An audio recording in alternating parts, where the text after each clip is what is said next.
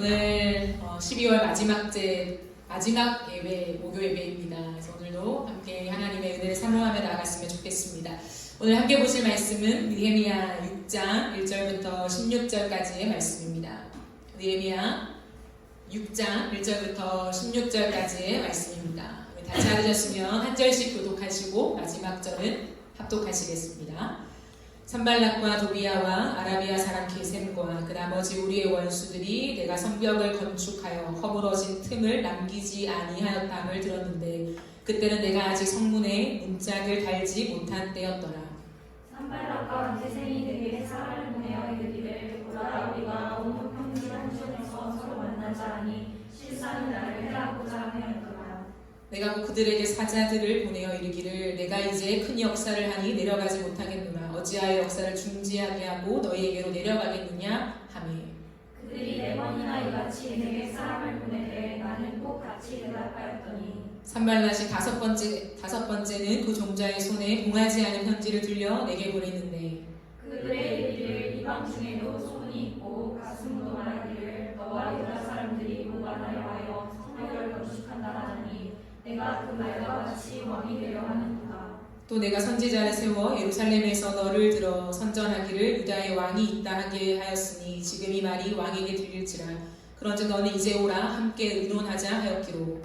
내가 사람을 보내어 그에게 이르기를 내가 말한 바 이런 일은 없는 일이요 내 마음에서 지어낸 것이라 하였나니 이는 그들이 다 우리를 두렵게 하고자 하여 말하기를 그들의 손이 피곤하여 역사를 중지하고 이루지 못하리라 함이라. 이제 내 손을 힘있게 하옵소서 하였노라. 이후에 우엘라벨의 손자 들라야의 아들 스마야가 죽은 불출하기로 내가 그 집에 가니 그가 이르기를 그들이 너를 죽이러 올 터이니 우리가 하나님의 전으로 가서 렛소 안에 머물고 그 문을 닫자 저들이 반드시 밤에 와서 너를 죽이리라 하기로. 내가 이르기를 나 같은 자가 어찌 도망하며 나 같은 몸이면 누가 외소에 들어가서 생명을 보전하겠느냐. 나는 들어가지 않겠노라 하고 깨달은즉 그는 하나님께서 보내신 바가 아니라 도비야와 산발랏에게 뇌물을 받고 내게 이런 예언을 하니라. 그들이 뇌물을 줬다는 나를 두렵게 하고 이렇게 함으로 범죄하게 하고 악한 말을 지어 나를 비방하려 함이었느니라. 내 하나님이여 도비야와 산발랏과 여섯 지모라다가 그 남은 선지자들 곧 나를 두렵게 하고자 한 자들의 소행을 기억하옵소서 하였노라. 성벽 역사가 52일 만이 엘룰월 25일에 끝나니 우리의 모든 대적과 주위에 있는 이방 족속들이 이를 보고 다 두려워하여 크게 달싹하였으니 그들이 우리 하나님께서 이 역사를 이루신 줄을 알미니라. 아멘. 회복 기도하는 자로부터 시리즈 오늘 마지막 시간이자 7번째 시간입니다. 오늘은 기도하는 자의 분별력에서부터라고 하는 제목으로 함께 하나님 말씀을 나누도록 하겠습니다. 진짜 지폐와 가짜 지폐를 구분하는 방법을 아십니까? 요즘에 간별기가 나왔대요. 그래서 어린 아이들도 그 간별기로 이제 진짜 화폐랑 가짜 화폐를 구분하는 그런 테스트를 하곤 한다고 합니다. 놀라운 세상이 되었죠. 그런데 100% 정확하진 않대요. 진짜 가짜와 가짜 위조 화폐를 구분하는 이런 전문가들을 보면 물론 방법들이 있겠지만 사실 가장 간단하게는요, 이 진짜 화폐를 계속 만져본 사람, 정말 오랜 시간 동안에 만져본 사람은 가짜 위조 화폐를 만지면 바로 안다고 해요. 참 놀랍죠. 그런데 상품도 마찬가지입니다. 상품을 보면 진품과 가품을 잘 구별하는 사람은 이 가품을 어떻게 이렇게 구별해서 우리가 이것을 밝혀낼 건가에 집중하는 것이 아니라 진품에 집중하는 사람, 진품을 많이 보고 많이 만져본 사람이 이것을 구별할 수 있다라고 해요. 무엇을 말해주는 것일까요? 본질에 집중하는 것이 구별의 힘이다라고 하는 것을 우리에게 말해주는 것이 아닌가 생각해 봅니다. 우리는 인생을 살아가면서 분별력을 가지는 것이 굉장히 중요해요. 분별력이라고 하는 것은 어떤 일의 옳고 그름을 판단하는 능력이라고 할 수 있습니다. 무엇이 옳고 그른가, 무엇이 악하고 무엇이 선한 것인가를 분별해내는 것이죠. 그런데 우리에게 휘몰아치는 여러 가지 상황 속에서 그리고 관계 안에서 분별력을 가지는 것이 쉽지 않은 것이 문제입니다. 근데 오늘 본문 말씀을 보면 위기의 상황 속에서도 분별력을 가지고 상황을 돌파한 느헤미야의 이야기가 등장합니다. 그렇다면 느헤미야는 어떻게 분별력을 가질 수 있었을까요? 저는 오늘 여러분과 함께 이 큰 주제를 하나 다루길 원하는데 그것이 무엇이냐면 느헤미야는 하나님이 맡기신 일에 집중했기 때문이라는 거예요. 느헤미야가 5장까지 우리가 살펴본 것처럼 파도처럼 몰아치는 외부적인 공격과 내부적인 어려움을 계속 잘 이겨내게 됩니다. 그리고 이제 드디어 성벽 건축이 거의 완성 단계에 이르게 되죠. 오늘 본문 1절, 2절을 함께 보시겠습니다. 산발락과 도비야와 아라비아 사람 게셈과 그 나머지 우리의 원수들이 내가 성벽을 건축하여 허물어진 틈을 남기지 아니하였다를 들었는데 그때는 내가 아직 성문에 문짝을 달지 못한 때였더라. 그러니까 문짝만 달지 못하고 모든 걸 완벽하게 이제 중수했다라는 거죠. 2절을 보시면 산발락과 게셈이 내게 사람을 보내어 이르기를 오라 우리가 온옥평지 한 촌에서 서로 만나자 하니 실상은 나를 해하고자 함이었더라 라고 되어 있습니다. 산발락과 도비야와 게셈은 느헤미야가 지금 성벽을 건축하는 것이 못마땅한 거죠. 어떻게 해서든지 방해하려고 왔던 사람들이었습니다. 그런데 거의 이제 성벽이 완공된다라고 하는 소식을 듣자 마음이 급한 거예요. 어떻게 해서든지 방해를 하려고 하는 거죠. 그러면서 느헤미야에게 사람을 보내서 이렇게 말합니다. 온옥평지로 와라. 여기서 만나자라고 해요. 이 온옥평지는 어디냐면 예루살렘에서 상당한 거리가 떨어진 부분입니다. 지점인데 사마리아와 예루살렘의 중간 지대예요. 쉽게 말하면 중간 지점에서 우리 만나자는 거예요. 길이 할 말이 있으니까 중간 지점에서 만나 이거예요. 친구가 아니잖아요. 사마리아의 총독입니다. 굉장한 권력을 가진 인물이라는 거죠. 정치 세계에서는 나란히 정치를 같이 하는 사람들과의 관계가 굉장히 중요하잖아요. 그러므로 가볍게 그냥 할 얘기가 있으니까 만나자 이 정도가 아니라 이 정치 얘기를 해보자 이것입니다. 그러므로 느헤미야에게도 쉽게 피할 수 없는 그런 제안이었다라고 하는 거죠. 온옥평지에서 만나자. 그런데 느헤미야는 이렇게 반응하고 있습니다. 3절 말씀을 보시면요. 내가 곧 그들에게 사자들을 보내어 이르기를 내가 이제 큰 역사를 하니 내려가지 못하겠노라. 어찌하여 역사를 중지하게 하고 너희에게로 내려가겠느냐 하매 라고 얘기합니다. 중간지대에서 평화 협상을 하자고 회담의 자리로 느헤미야를 끌어들이는 이 사람들에게 느헤미야는 내가 지금 큰 역사를 하고 있으니까 내려가지 못한다. 중돌에 내가 멈출 수 없다라고 얘기하고 있는 거죠. 그 이유가 있습니다. 사실은 물론 성경에 봐도 느헤미야가 그들의 계략을 알아챘기 때문에 거절하는 것으로 나와 있죠. 하지만 느헤미야의 말과 같이 그러니까 계략을 알아차렸는데 너희가 나를 음모에 지금 빠뜨리려고 하잖아 라고 말을 못하니까 내가 지금 큰 역사에 집중하고 있어 라고 둘러댄 것이 아니라 진짜 느헤미야에게는 인생에 지금 가장 중요한 것 내가 모든 힘을 쏟아서 해야 할 일이 뭐냐면 하나님이 나에게 맡겨주신 일이라고 하는 분명한 선언이 있었다는 거예요. 즉 다른 말로 하면 부르심의 자리를 이탈하지 않겠다는 거죠. 왜냐하면 느헤미야에게는 다른 것에 관심이 없기 때문입니다. 정치인으로서 정치에 관심이 없는 게 말이 안 되잖아요. 하지만 느헤미야는 마치 관심이 없는 것처럼 나는 지금 하나님이 내게 맡기신 이 일, 이 큰 공사에 집중하기 때문에 너희들 만나러 갈 수 없다라고 선명하게 얘기하고 있다라는 거예요. 정치나 자신의 입지에 관심이 없습니다. 윈윈하고 싶은 마음도 없다라고 하는 거죠. 느헤미야는 오직 하나님이 자신에게 맡기신 일에만 몰입하고 있는 것입니다. 여러분 우리가 분별력을 가질 수 있는 방법 어떻게 하면 세상 속에 영적인 분별력을 가지고 하나님 기뻐하시는 일들만 선택할 수 있을까라고 했을 때에 사실 그것은 심오한 데 있지 않아요. 영적인 분별력이라고 하는 것은 단순히 특별한 누군가가 받는 은사의 차원이 아니라 너무 간단하다는 거예요. 사실은 그것은 뭐냐면 하나님이 나에게 맡기신 일을 정확하게 아는 것에 있다는 거예요. 너무 쉽잖아요. 이것을 다른 말로 하면 하나님의 부르심을 아는 것입니다. 그리고 그 일을 하는 것입니다. 혼란스럽고 모호하고 어떻게 해야 할지 모르는 상황을 우리는 만날 때 당황하죠.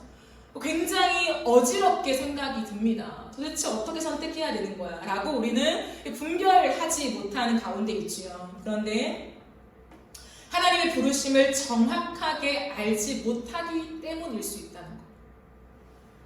하나님이 내게 맡기신 일을 정확하게 알지 못할 때 우리는 세상 속에서 흔들리게 된다는 거예요. 반대 세력이 없어야 할 것 같은 조급한 마음이 들어서 이 반대 세력과의 협상을 내가 하지 않을 수 없는 우리의 삶이 지속된다는 거죠. 평화를 이루어야 할 것 같은 그러한 마음들이 우리 안에 치고 들어옵니다. 이것도 맞는 것 같고 저것도 맞는 것 같은 그런 생각 속에 우리는 혼란에 빠지죠. 여러분, 느헤미야가 지금 공사를 잠깐 중단하고 산발랏을 만나러 가는 것이 악한 건 아니잖아요. 그렇지 않아요? 그러나 느헤미야는 뭐냐면 겉으로 봤을 때 이것이 악하냐 선하냐보다 언제나 집중했던 건 뭐냐면 하나님이 내게 맡기신 일이 무엇인가였다는 거예요. 근데 그것을 따라가다 보니까 많은 부분 악에서 떠나가더라, 비켜가더라 라는 거예요. 그럼 대단히 중요한 문제입니다.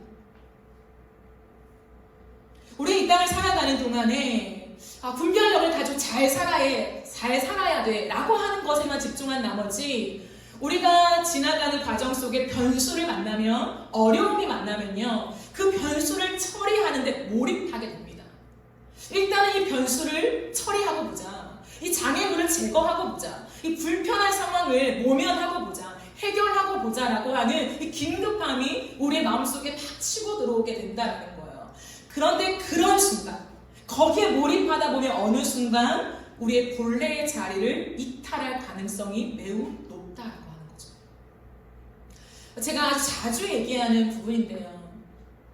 우리가 죄를 짓지 않기 위해 어떻게 해야 하는가에 대한 질문 속에 제가 참 많이 강조하는 부분입니다. 그게 뭐냐면 하나님은 성경에 죄의 목록을 나열하시죠. 특별히 하나님이 싫어하시는 많은 것들을 나열합니다. 거짓말부터 시작해서 쭉쭉쭉 하나님이 이건 하지마, 나는 싫어하는 것이다 라는 목록을 제법 몇 구절을 통해서 신구약에 걸쳐서 주님은 선명하게 말씀을 하세요. 그런데 우리가요, 하나님 싫어하시는 걸 하지 않아야 돼요 라고 생각할 때 이 죄의 목록, 하나님이 기재하신 죄의 목록만 붙잡고 가늠하면 안 되고, 거짓말하면 안 되고, 남을 속이면 안 되고, 이것도 우리가 도움이 되겠죠. 정확하니까, 너무 선명하니까 이것들을 내가 멀리 해야 돼. 그러나 진짜 우리가 하나님이 원하시는 거룩한 삶에 도달하기 위해서 죄의 목록에 집중하는 것보다 하나님을 사랑하는 것에 집중하다 보면 어느 순간 내 삶 속에 상당 부분 죄에서 멀어져 있는 내 삶을 확인할 때가 많다라고 하는 거예요. 어린아이에게 사탕을 주잖아요. 그 사탕이 너무 달콤해요. 너무너무 달콤합니다. 그런데 이걸 계속 먹으면 이가 썩는 거예요. 이제 사탕을 나에게, 엄마한테 줘. 그만 먹어. 이건 너를 망하게 할 거야. 이가 썩으면 어떻게 할래? 회유를 합니다. 하지만 설득당하지 않죠. 아이는 더 강력하게 사탕을 지게 되죠. 그런데 그 사탕을 놓게 하는 방법은, 야, 이건 죄니까, 너 이빨이 썩으니까 10년 뒤 20년 뒤 어떻게 할래? 너 아픈 그 치과에 갈래? 아무리 말해도 이 어린아이는 사탕을 놓지 않지만 딱 한 가지 방법이 있죠. 사탕보다 이 아이가 훨씬 더 좋아하는 장난감, 큰 장난감을 선물해 줄 때 이 아이는요, 사탕 내려놔야 돼, 그만 먹어야 돼 라고 말하지 않아도 이 사탕을 버리게 된다는 거예요. 그러므로 우리에게 사탕 많이 먹으면 이 썩어 라고 하는 가르침도 너무 중요하죠.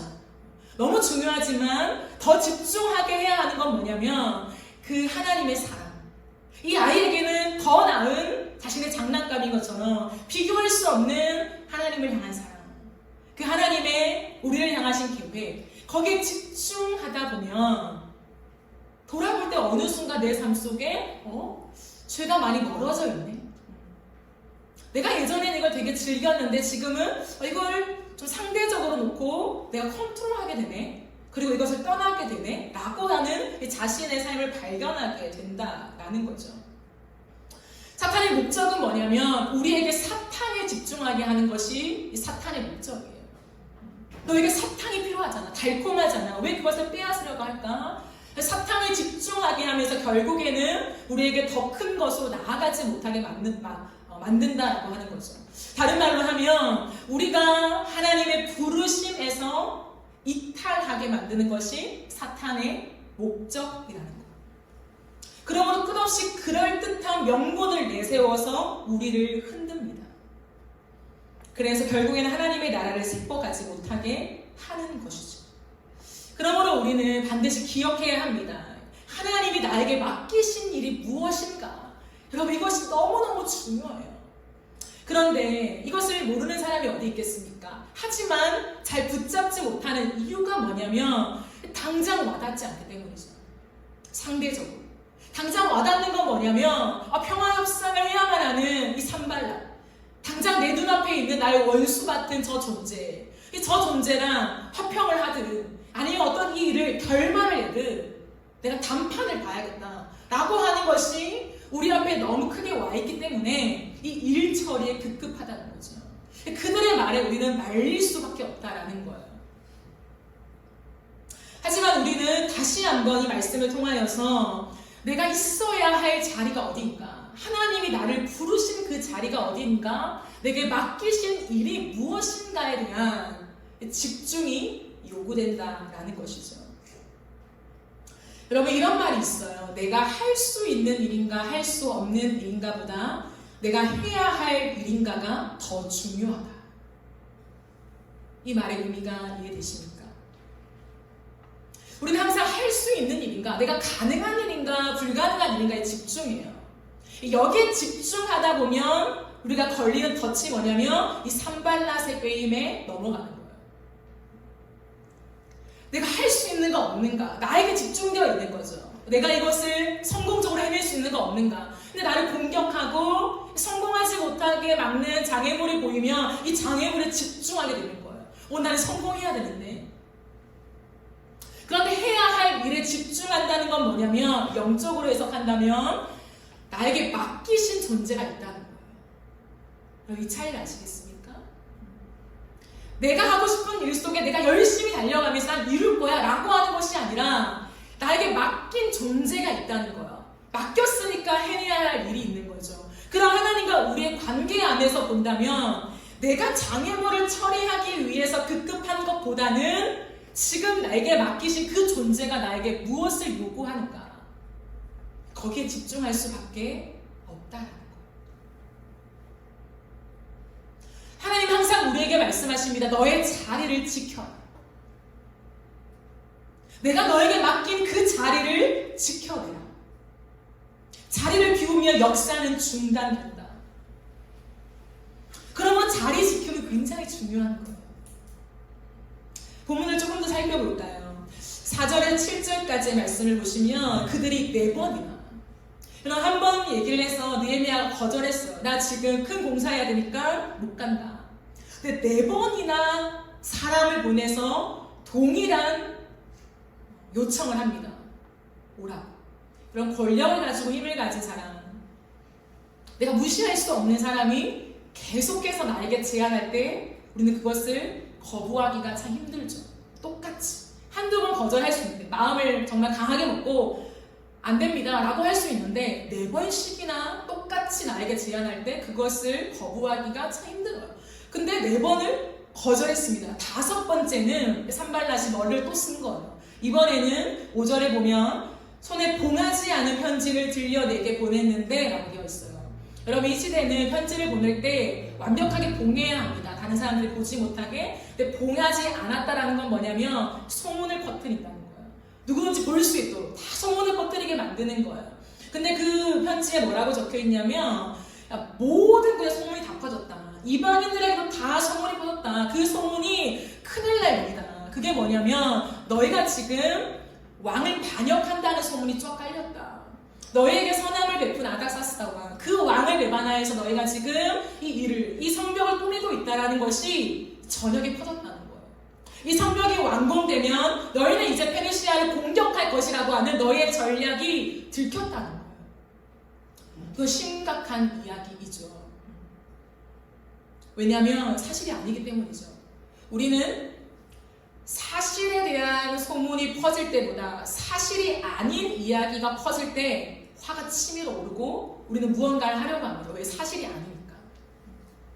그렇기 때문에 많은 부분을 통하여서 이제는 못 참겠다. 내가 정말 계속해서 거절했는데 지금 이 사태가 굉장히 심각하구나. 내가 가서 이 일을 처리해야 하겠다. 도대체 왜 우리를 자꾸 모함하냐 라고 리더니까 그 책임을 다하고자 하는 그 열심으로 갈 수도 있다라는 거죠. 그런데 느헤미야는 어떻게 반응하냐면 8절을 보십시오.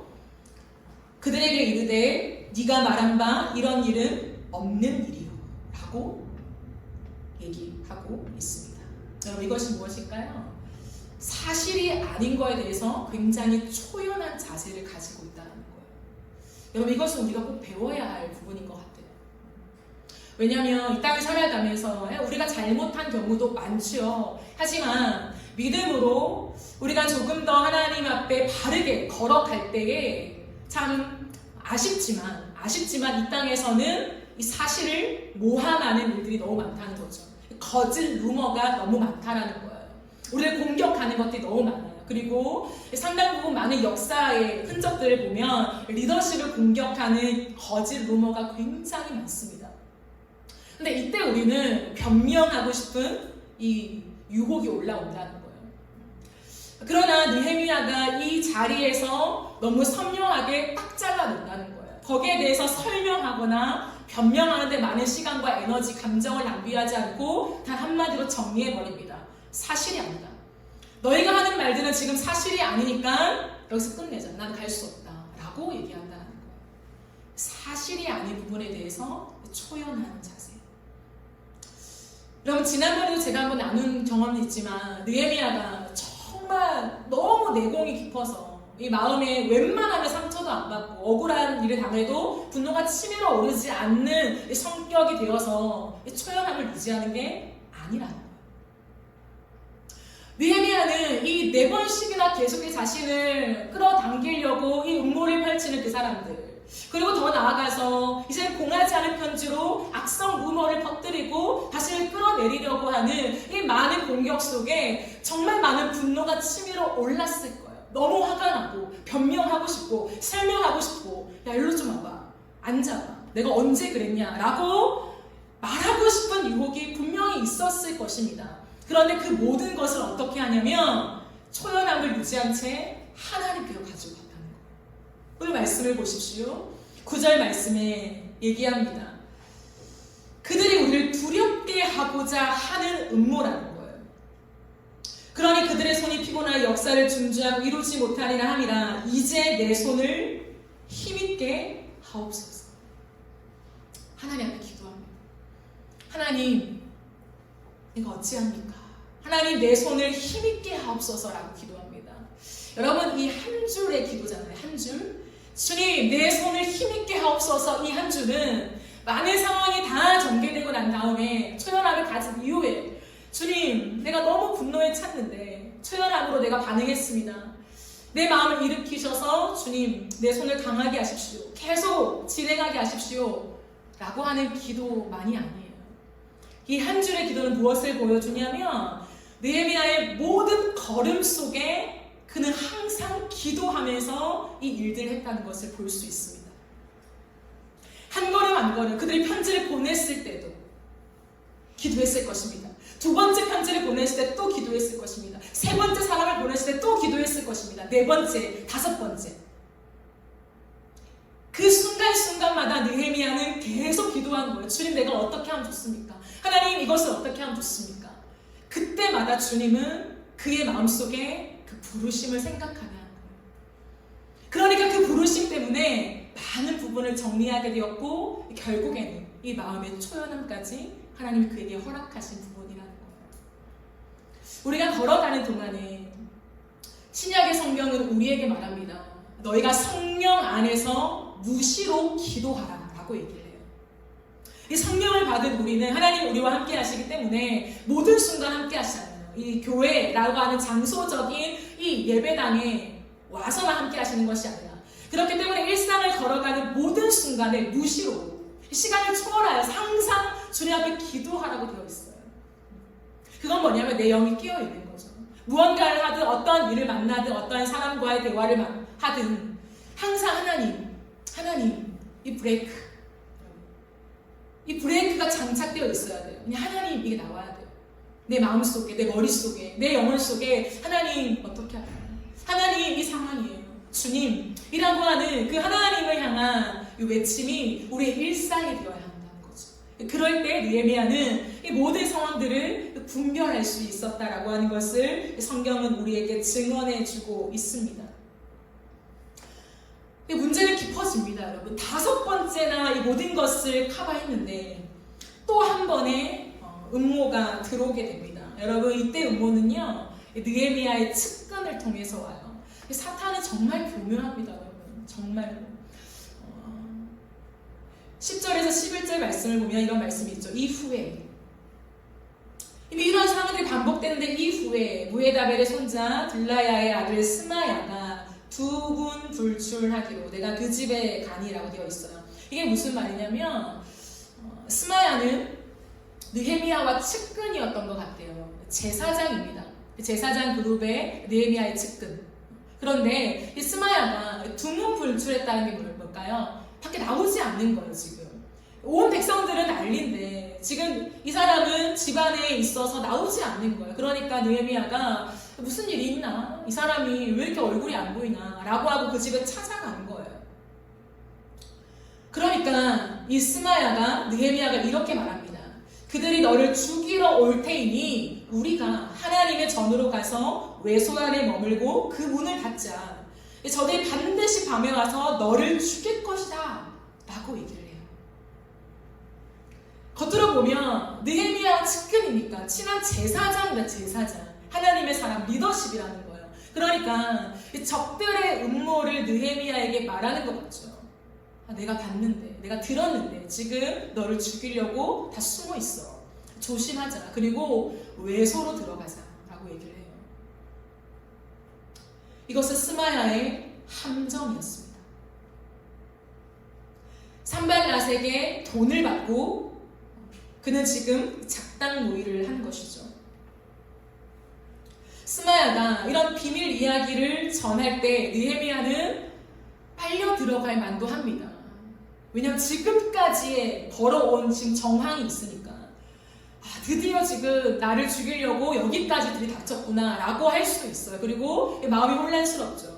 자기 생명을 부지하는 이유가 자기 자신 때문이기도 하지만 내가 죽으면 지금 당장 이 성벽공사 거의 끝으로 왔는 이 완성이 날아갈 수도 있는 이 시점이라는 거예요. 이때 리더십은 책임감이 크게 올라가죠. 하지만 느헤미야는요, 책임감보다 위에 있는 게 부르심이었어요. 확인해 볼까요? 느헤미야가 어떻게 말하냐면 나 같은 자가 어찌 도망하며 나 같은 몸이면 누가 외소에 들어가서 생명을 보존하겠느냐, 나는 들어가지 않겠다 라고 얘기해요. 여러분, 이것이 무슨 말이냐면 나 같은 자가 어찌 도망하며, 이 말은 뭐냐면 지도자가 어떻게 도망가냐 이 말이에요. 나는 지도자인데 지도자가 어떻게 내가 살려고 이 자리를 떠나냐, 나는 떠날 수 없다라고 얘기를 합니다. 그리고 나 같은 몸이면 누가 외소에 들어가서 생명을 보존하겠느냐라고 하는 이 말은 뭐냐면, 외소는 뭐냐면요, 제사장만 들어갈 수 있는 공간이었어요. 구약시대 때는 하나님이 선정한, 구별하여 선정한 제사장들만 들어갈 수 있는 거룩한 공간이 있습니다.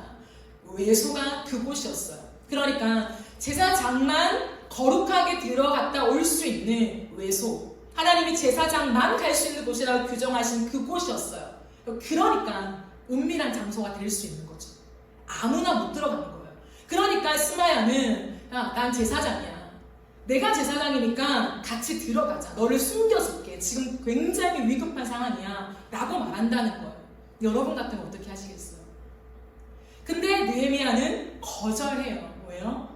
나 같은 몸이 어찌 외소에 들어가겠냐. 이게 무엇일까요? 하나님이 금하신 장소에 난 들어갈 수 없다라는 거예요.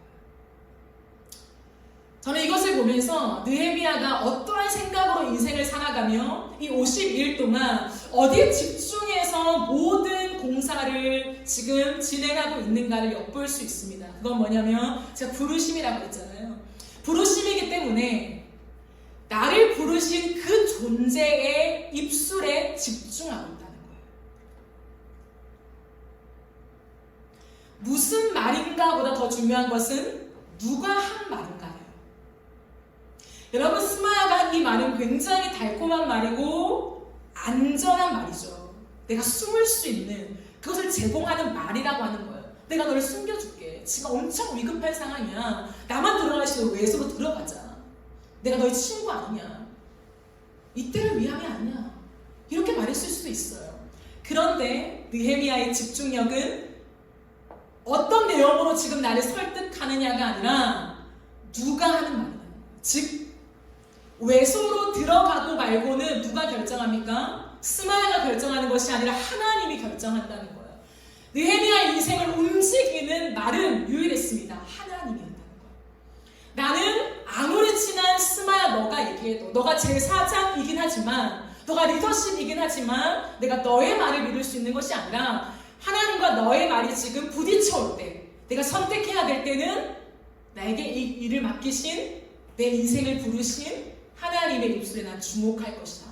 하나님은 외소에 나 같은 자는 들어가지 말라고 했어.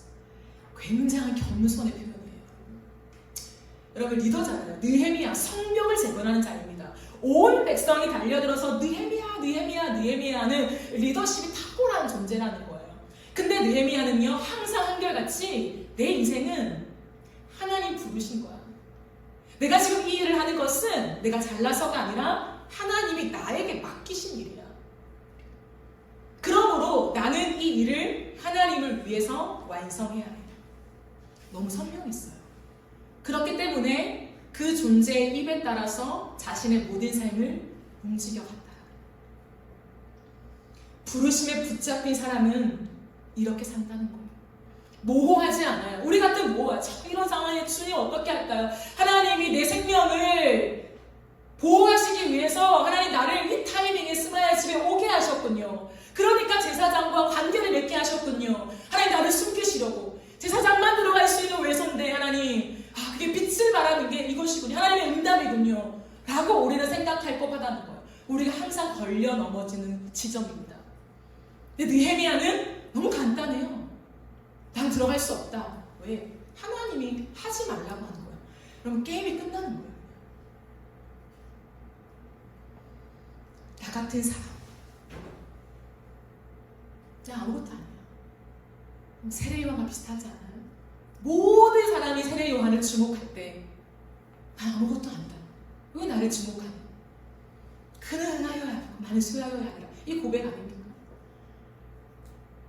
내가 만약에 여기에 죽어야 된다면 이 지점에서 문짝 달기 직전, 여러분 생각해보세요. 문짝 달기 직전입니다. 문짝만 달면 이제 모든 백성이 환호를 지르며 드디어 완성되었다. 그들에게서 쉼을 줄 수 있는 거예요. 영광과 승리와 이 모든 감사를 만끽할 수 있는 것이 코앞에 닥쳤습니다.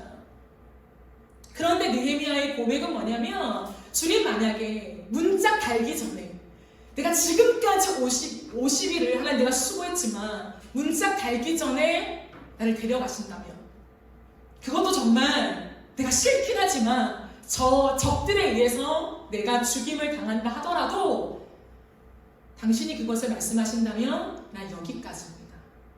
이 고백이. 문짝 다는 거 하나님이 다른 사람을 통해 다시겠죠.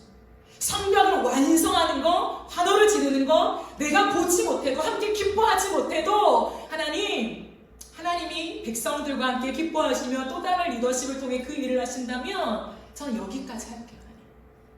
다만 저의 올곧은 기준은 당신의 말씀입니다. 외소에 들어가지 말라고 했으니까 안 들어갑니다. 내 생명은 당신 손에 있습니다. 참 멋진 태도인 것 같아요. 그런 모습으로 하나님께 나아가자. 12절에서 하나님 주신 은혜가 뭡니까? 분별력이. 깨닫게 된다. 그는 하나님께서 보내신 바가 아니라 도비야와 산발락의 메모를 받고 내게 이런 예언을 합니다. 그들이 뇌물을 줄 까닭은 나를 두렵게 하여 이렇게 함으로 범죄하게 하고 악한 말을 지어 나를 비방하게 함이었다라고 말합니다. 뭡니까? 정치적인 술수로 안 되니까 영적으로 느헤미야를 혼란스럽게 하기 위한, 그래서 하나님께 범죄하게 하기 위한 괴략이었다는 거예요. 이건 치명적인 실수로 나아가게 하는 그들의 음모였습니다. 가장 치명적인 게 뭘까요? 하나님의 말씀을 범하는 거잖아요. 거기까지 그들은 유혹했지만 느헤미야는 모든 걸 분별해 냈습니다. 그의 탁월한 분별력의 은사적인 어떤 선물 때문이 아니라 하나님 앞에 살아가는 태도 때문에 그랬다라는 거죠. 사랑하는 여러분, 우리가 이 땅을 살아가는 동안에 어쩌면 가장 중요한 것, 우리의 인생을 봤을 때 가장 중요한 게 무엇이라고 저에게 묻는다면 저는 성경을 기반으로 해서 부르심을 붙잡는 것이라고 말하고 싶어요. 우리의 인생은 제가 주일날도 여러분과 이렇게 말씀으로 나눈 적이 있는데, 내가 은혜하고 태어나서 하나님을 찾아가는 게 아니에요. 은혜하고 태어나 보니까 신이 있는 것 같고 나는 연약한 것 같고 하나님이라는 존재를 붙잡아야 이후의 삶에 내가 천국에 갈 수 있을 것 같아 라고 해서 하나님을 찾아가고 내가 붙잡고 내가 믿는 것이 아니라는 거예요. 기독교적인 인간에 대한 이해는 뭐냐면 하나님의 작정 속에 우리가 이 땅에 태어났음을 말하고 있습니다. 그러므로 무엇일까요? 하나님이 우리를 이 땅에 보내셨다는 거예요. 내가 아무리 연약해도, 내가 아무리 부족해도, 내가 아무리 나는 하찮아서 위대한 일을 할 수 있는 그런 인물은 아니야 라고 스스로 생각할지라도 그것은 진리가 아니라는 거예요. 하나님의 영원한 작정 속에 나를 향한 계획을 가지고 이 땅에 나를 보내셨고, 보내실 때는 목적이 있으니 나에게 맡기신 일이 있다는 거예요. 나에게만 주님 맡기신 일이 반드시 있다는 거예요. 그리고 그 일을 완수하면 하나님 부르신다는 거예요. 다시금 나에게 와라. 여러분, 이것이 완전한 천국으로 들어가는 것이에요. 그러므로 제가 말씀드렸잖아요. 죽으면 눈을 감는데 바로 눈을 뜨니까 주님의 품이라고요. 제가 이런 부분들은 주일에 조금 더 풀어낼 것입니다. 느헤미야는 참 하나님의 은혜 가운데 살았던 인물인데 그 은혜가 뭐냐면 제가 방금 말한 이 모든 것을 이해하고 있었다는 거예요. 여러분, 구약 시대라고 해서 하나님에 대한 이해가 떨어지는 것이 아닙니다. 하나님께서 느헤미야에게 은혜를 베푸셔서 그의 인생, 내가 어찌어찌 살아서 창조주 하나님께 도달하는 인생이 아니라 나 같은 자를 하나님이 작정하셔서 이 땅에 보내셨고, 나 같은 자에게, 나같이 부족하고 청한 자에게 당신의 나라를 위해서 맡기신 일이 있다라고 하는 것에 아멘했다라는 거예요. 그것이 느헤미야에게는 성벽을 재건하는 일이었을 뿐입니다. 누군가에게는 더 하찮은 일이 될 수 있겠죠. 인간의 기준으로는. 그러나 그것이 결코 하나님 기준에서는 하찮은 게 아니라는 거예요. 다 맡김받은 일이 있다라는 거예요. 그것을 붙잡고 살아가느냐 살아가지 못하느냐가 이 땅을 살아갈 때에 우리에게 분별력을 준다라는 거예요. 여러분, 우리는 하나님이 보내셔서 맡기신 일을 하는 자이죠. 예수님을 증거하고 주님을 드러내고 복음을 우리가 온 열방 가운데 선전하는 일에 부르심을 받았습니다. 그런데 여러분, 느헤미야처럼 나는 성벽 재건하는 일에 부르심을 받았다라고 하는 구체적인 부르심의 확인이 있어야 돼요. 그냥 하나님 나라를 위해서 나를 부르셨어, 선택하셨어가 아니라 느헤미야는 이 성벽 재건을 위해서 하나님이 나를 이 페르시아 때 이 나라에 준비시키셔서 이 예루살렘으로 보내셨다. 그리고 나를 통하여 백성들을 일으키시고 지금 이 일을 하라고 나를 부르신 거야 라고 하는 분명한 확신이 있었다라는 거예요. 우리가 인생을 살아가는 동안에 세상에 많은 일들이 있죠. 우리를 부르는 콜링이 너무 많아요. 하나님의 콜링뿐만 아니라 우리를 부르는 세상의 소리가 너무너무 많다라는 거예요. 그것은요, 듣기만 했을 때는 이것이 악한지 선한지, 옳은 일인지 그른 일인지, 하나님이 원하시는 건지 원하지 않는 건지 분별하기가 애매한 경우가 상당히 많아요. 딱 떨어지는 거면 바로 돌아서죠. 근데 애매한 게 너무 많으니까 혼란스러워 이렇게 되는 거예요. 뭐가 답이야? 하나님 원하시는 게 대체 뭐지? 나 뭐 어떻게 하라는 거야? 왜 바로바로 응답을 안 하시지? 막 답답한 거예요. 마음에 체한 것처럼. 그러니까 모르겠다. 일반 은총이 있으니까 내가 그냥 선택해서 살아봐야지. 우리 이렇게 되는 거예요. 근데 그것은 엄밀히 말하면 우리가 하나님과의 관계 안에 이해가 부족한 거예요. 하나님이 우리의 인생 속에 부르심이 있는데 그 부르심을 명확하게 붙잡고 그 일에 집중하고 몰입해서 가다 보면요, 많은 부분은요 걷어지게 되어 있다는 거예요. 아는 것들에 대해서 우리는 밀려날 수밖에 없다라고 하는 거예요. 그러므로 우리의 인생에 저는 어쩌면 가장 많은 시간을 허비해야 되는 거예요. 왜냐면 우리 편에서는 허비거든요. 당장 무언가 걷어지는 열매들이 아니기 때문에. 근데 허비해야 하는 시간은 뭐냐면 부르심을 찾아가는 시간이에요. 구체적인 부르심 없이 주어진 일들을 막 해낸다고 쳐내다 보면요, 실수할 때가 많아요, 하나님 앞에. 그러니까 항상 우리는 질문, 하나님 대체 무엇을 원하시는 걸까, 내 인생에? 왜 말을 안 해주시는 걸까?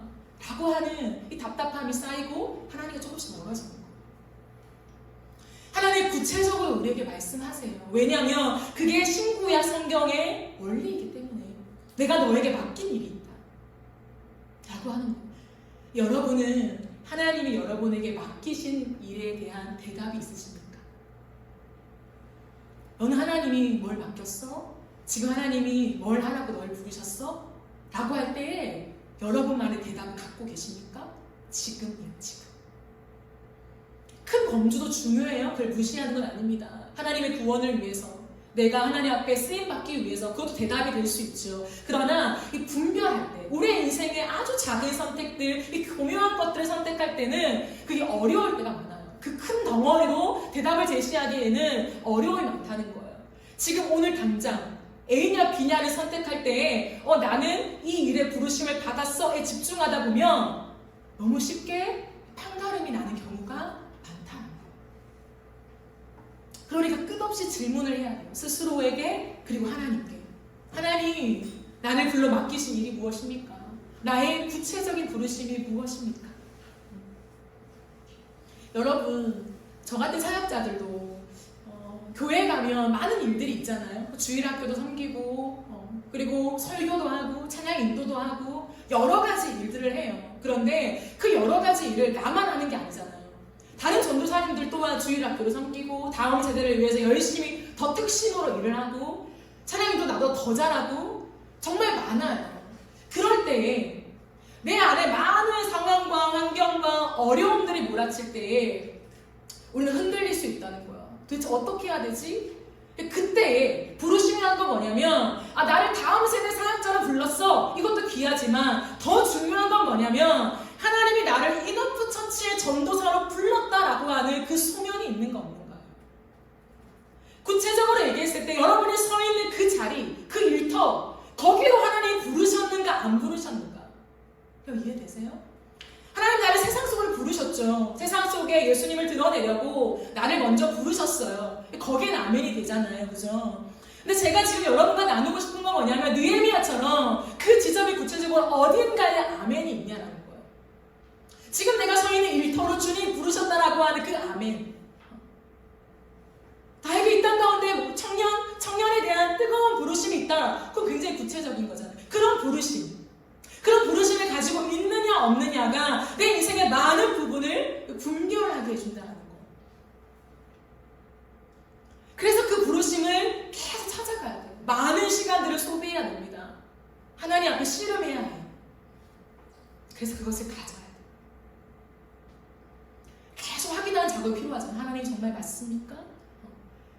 그것은 내가 지금 태어나면서부터 죽을 때까지 한결같은 건 아니에요. 시즌마다 바뀔 수 있고 내 인생에 하나님이 정하신 주기마다 변화될 수는 있습니다. 그렇기 때문에 계속 묻는 거예요.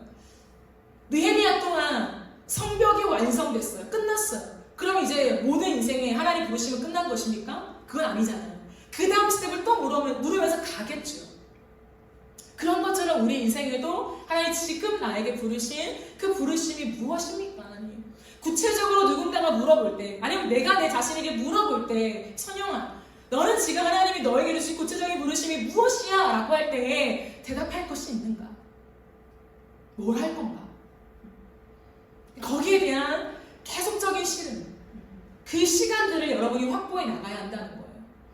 여러분, 우리가 이제 곧 2024년을 맞이하잖아요. 그죠? 흥분됨이 있으십니까? 새해를 맞이하는 흥분? 있어야 돼요. 벌써 없어지면 안 되잖아요. 우리는 청년이고 다음 세대를 향한, 다음 이제 길을 향한, 그 주기를 향한 하나님을 향한 이제 비전이 있어야 돼요. 그런데 보세요. 2023년도를 걸어올 때 저마다의 목표가 있잖아요. 그죠? 여러분 많은들 하나님 앞에서 성부 영신 예배를 드리고 또 각자가 하나님 앞에 머무르는 기도 속에 하나님, 나에게 2023년도는 하나님 어떻게 하시렵니까? 내게 맡기신 일이 무엇입니까? 라고 했을 때 그 대답을 가지고 출발한 사람들은요, 끝까지 가요. 그런데 그냥 어떤 나의 이상적인 목표? 그걸로는 진짜 많은 위기가 닥칠 때에 견뎌낼 힘이 없어요. 2024년도도 마찬가지입니다. 이제 우리 앞에 얼마 남지 않았잖아요. 2024년, 한 번도 누군가가 살아보지 않은 이 새 일들을 맞이하는 올해 10년 가운데 제가 광야로 들어가자라고 하는 이유는 뭐냐면, 그 하나님 앞에서 하나님, 2024년도에 내게 맡기실 일이 무엇입니까? 라고 하는 질문이 있어야 한다고요. 왜냐면 우리는 우리의 인생의 주인이 하나님이라고 고백하는 사람들이잖아요. 하나님, 당신이 나의 왕이에요. 내 인생의 주권이 당신께 있습니다. 고백하는 사람들이잖아요. 그러니까 하나님 앞에 가지고 나아가서 하나님, 이 새해에 나를 향한 그 부르심이 무엇입니까? 여러분, 거기에 대한 답이 있어야 살아낼 수 있어요. 이 산발람과 같은 나를 음모하고 넘어뜨리려고 하고 네가 뭐 하려고 그래? 넌 안 돼. 너 2023년도 실패했잖아. 네가 가진 열매가 뭐야? 지금까지 인생 속에 네가 얻은 성과가 뭐야? 하나님 너를 기뻐하실 것 같아? 라고 하는 수많은 공격이 우리 안에 닥칠 때에 느헤미야처럼 정말 단칼에 그냥 거절하고 갈 수 있는, 그 돌파할 수 있는 힘은 부르심인가? 내가 왜 2024년도를 살아야 하는가? 그러면 그게 있으면 버틸 수 있어요. 그게 있으면 어떤 사람이 아무리 나에게 야, 너가 전도사로서, 담임 전도사로서 자격이 있어? 너 그것밖에 안 했잖아. 너 성도가 늘었어? 자랐어, 성도들이? 여러 가지를 공격할 수 있어요. 2024년도 개척했다면. 그 속에서도 2024년도에 나를 향한 부르신 그 말씀이 딱 있으면 저는 버틸 수 있을 것 같아요. 왜냐면 2023년도를 그렇게 버텼거든요. 잘나서가 아니라 진짜 수없이 넘어져서 다시 일어나고 싶지 않을 때, 더 이상 힘이 없을 때 못할 것 같아요. 이 말이 여기까지 나올 때에 나를 부르신 2023년도를 시작하게 하실 때 하나님 나에게 주신 말씀, 그 송구 영신 예배 때 나에게 주신 말씀이 뭐였냐면 잠언 4장 23절이었어요. 너로 지킬 만한 것보다 너의 마음을 지켜라. 생명이 근원이 이에서 납니다. 2023년도는 내 마음만 지키면 되겠구나. 어떠한 상황이 와도, 어떠한 변수가 와도, 어떠한 일이 나에게 닥쳐도 내가 2023년도에 주님 앞에 맡기신 일은 뭐냐면 내 마음을 지키는 것. 누군가는 열매가 있어야지, 성과가 있어야지, 결과가 있어야지, 그래서 마음만 지키면 되냐? 라고 말해도 나는 아랑곳하지 않아요. 왜냐면 내게 2023년도를 맡기신 내 주인이 선영아, 너는 2023년도에 네 마음만 지키면 돼 라고 하셨기 때문에 저는 개척한 열매로 주님 앞에 나아가지 않아요. 하나님 저 개척했잖아요.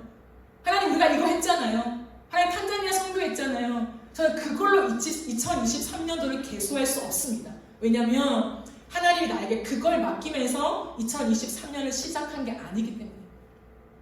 여러분 이게 이해가 되세요? 그러므로 나는 하나님, 내가 이러한 상황 속에 내 마음을 지켰습니다.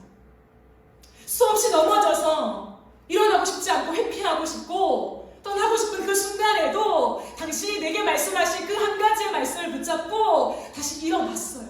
울면서라도, 내 가슴을 찢으면서라도 나는 일어났습니다. 주님, 여러분 그게 열매예요. 2024년도도 저는 그렇게 기도하고 있습니다.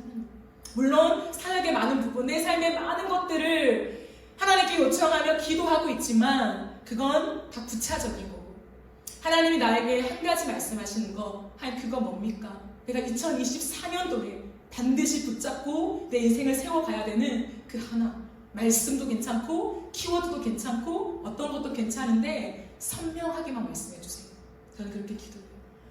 그리고 그거 붙잡고 새해를 주신다면, 내게 생명을 허락하신다면 그거 붙잡고 살아남게 해줘. 여러분, 그것만 하면 돼요. 너무 많은 일들을 다 해서 하나님 앞에 다 리스트를 올려야 된다고 부담 갖지 않아도 돼요. 다 하지 말라 이 말이 아니라, 하나님 우리에게 그렇게 과업을 가중하게 맡기시는 분은 아니에요.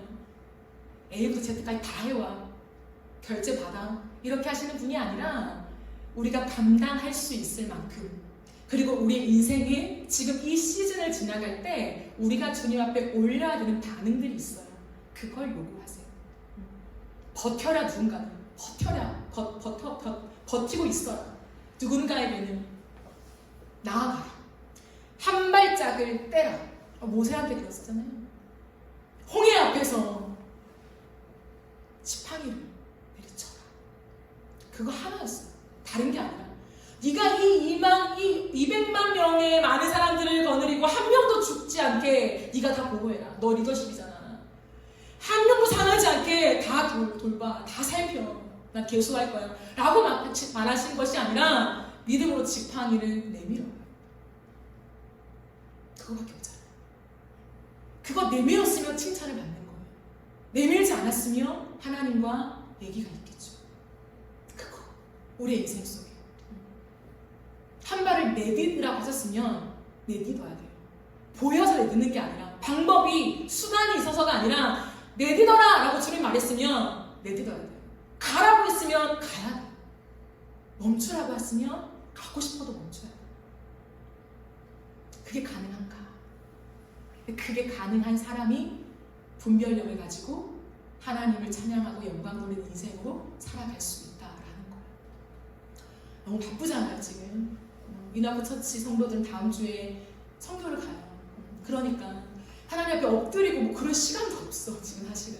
그러나 우리는 1시간의 기도를 지금 쌓아가고 있잖아요. 매일 1시간. 그 시간 안에 2024년도를 물으세요. 그리고 오늘 이 자리에서 그럼 물으세요.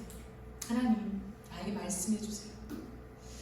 부르심을 지키는 자, 여기에 모든 승패가 걸려 있습니다. 부르심을 지키는 자. 그러니 보세요. 마지막 15절.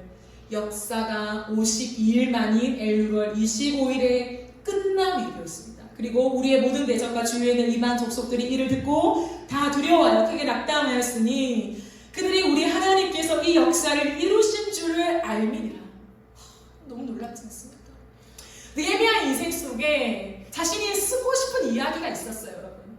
느헤미야는 항상 내가 지금 이 공사를 완수했다라고 하는 것에 집중되어 있는 것이 아니라 누가 했냐면 누가? 하나님이 했다. 살아계신 하나님이 이것을 하셨다라고 하는 것을 자신의 인생 안에 담아내길 기대했어요.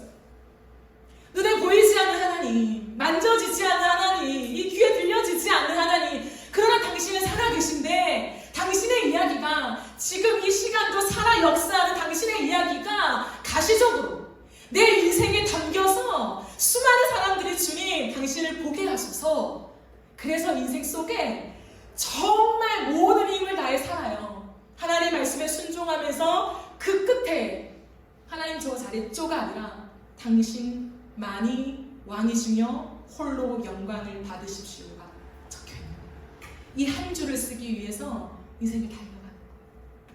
모든 사람들이 하나님이 하셨다라고 인정할 수밖에 없습니다. 대적들 또한. 그것을 원하는가? 내 인생 속에 어떤 한 줄을 남기고 싶은가? 정말 열심히 살잖아요. 오늘도 아침부터 일어나서 정말 열심히 하루 이틀 살아가는데 그렇게 살았어. 10년, 20년, 30년, 40년, 50년 그 이상을 살았어요. 그리고 그때마다 내 인생을 마감할 때 어떠한 일을 끝내고 성과를 끝내고 이제 한 줄을 적어야 돼요. 한 줄을 적을 때 여러분 뭘 적고 싶으십니까? 선택해야 돼. 한 줄밖에 못 써요. 느헤미야는 고민하지 않습니다. 하나님이 하셨습니다. 하나님은 살아계십니다. 저는 제 인생 속에 한 줄이 있어요. 한 줄. 하나님은 살아계십니다. 저는 항상 고백하거든요. 하나님은 살아계시며 여기 계십니다. 하나님은 살아계시며 여기 계십니다. 당신은 살아계시며 내 앞에 계십니다. 당신은 어딘가에 있는 그런 막연한 하나님이 아니라 당신은 살아계시며 내 눈앞에 계십니다. 여기 계신 하나님. 내 인생의 한가운데 계신 하나님. 내 인생 비천한 인생을 들어서 당신의 창조의 이야기를 쓰시는 하나님. 그 하나님 찬양받으셨어요. 그것이 저의 한 줄이에요. 말씀을 정리하겠습니다. 사랑하는 여러분, 세상을 살아가는 것이 만만치 않죠. 우리의 인생 속에 선택의 기로 속에 도대체 무엇을 선택해야 하나님 기뻐하시는 건가? 여러분 모호한 길을 걸어갈 때가 너무 많습니다. 그때 그 문제를 바라보는 것도 중요하지만 더 중요한 절대적인 건 뭐냐면 부르심에 집중하는 것이에요. 나에게 맡겨주신 하나님의 일이 무엇인가? 거기에 올인하세요. 거기에 목숨을 거세요. 거기에 집중을 하세요. 그리고 계속해서 하나님 앞에 그 관계를 통하여서 그것들을 확대해 가세요. 그럴 때 인생의 많은 부분이 정리되어지고 내가 무엇을 해야 될지, 어떤 선택을 해야 될지에 대한 정답을 가질 수가 있습니다. 느헤미야처럼 우리의 인생을 맡기신 일을 완성했을 때에 우리의 인생을 통하여서 하나님의 살아계심을 증거합시다. 하나님은 죽은 자의 하나님이 아니라 살아계신 하나님, 언약하시고 언약을 이루시는 하나님, 그 신실하신 하나님이 우리의 인생을 통해서 온 열방 가운데 당신의 살아계심을 증거하기 원하십니다. 그러니 많은 음모와 우리를 넘어뜨리려고 하는 수많은 우리의 마음을 짓밟는 그런 상황 속에서 여러분 하나님을 바라보십시오. 보라 하나님 구원을, 보라 하나님 능력을 이라고 스스로에게 외치세요. 내 영혼아 주님을 바라보아라. 산발랏의 음모가 아니라 주님을 바라보아라 라고 외치면서 여러분의 혹여나 지치고 많이 눌려져 있던 마음들이 있다면 다시 한번 일으켜 세우세요. 악한 영이 당하지 못하는 게 한 가지 있는데 그것은 기쁨입니다. 기쁨. 하나님 앞에서 기뻐하는 자는 사탄은 당하지 못해요. 그러므로 어둠과 막 눌려있는 감정들과 이렇게 답답한 이런 마음속에 우리가 지속되어 있다면 스스로에게 외치세요. 감정을 넘어서 내 영혼아 기뻐하라. 내 영혼아 기뻐하라. 하나님이 살아계신다. 여기 계신다. 내 영혼과 함께한다. 내게 맡기신 일이 있다. 가자. 일어나 가자. 라고 외치면서 그 기쁨을 노래하세요. 그럴 때 악한 영이 떠나가고 원수가 떠나가고 우리 안에 하나님의 나라가 임하며 우리에게 맡기신 그 일들을 완수하게 하는 주의 놀라운 은혜가 우리의 인생 속에 덮여지게 될 줄 믿습니다. 아멘. 우리 함께 찬양하고 기도하는 시간을 가지도록 하겠습니다.